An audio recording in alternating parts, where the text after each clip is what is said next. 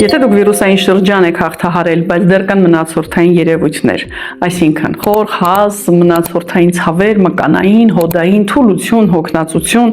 ինչպես նաև ձեր շնչառությունը լրիվ չի վերականգնվել, զգում եք գիշերվա ընթացքում շնչառության վատացումներ, սրանք բոլորը նշան են, որ պետք է ուղղել շնչառությունը եւ կարգավորել լորձաթաղանթները թոքերում, բրոնխներում, որպեսզի հետագայում չկրկնվեն թոքաբորբեր, բրոնխիտներ։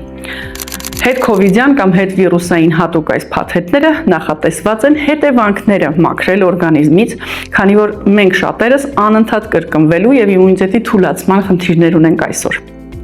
Հաջորդը թվում է, թե վիրուսներ չենք տանում, ոտքի վրա ենք, բայց միևնույն է նշված խնդիրներից կարող են պարբերաբար կրկնվել ձեզ մոտ։ Թուլությունը, գլխացավը, գլխապտույտը, անգամ նյարդային վիճակները կարող են լինել վիրուսներից հետո։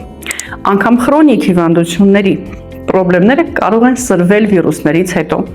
Մեզ շատ են դիմում մարդիկ, ում մոտ հատկապես 1-2 շաբաթ անց վիրուսը տանելուց հետո ճնշման տատանում է լինում, սուր հոդացավեր են սկսվում կամ առաջանում են ինչ-որ տարօրինակ նյարդային սպազմային երևույթներ, որոնք երբեք չեք կապում հենց վիրուսների ախտահարման հետ։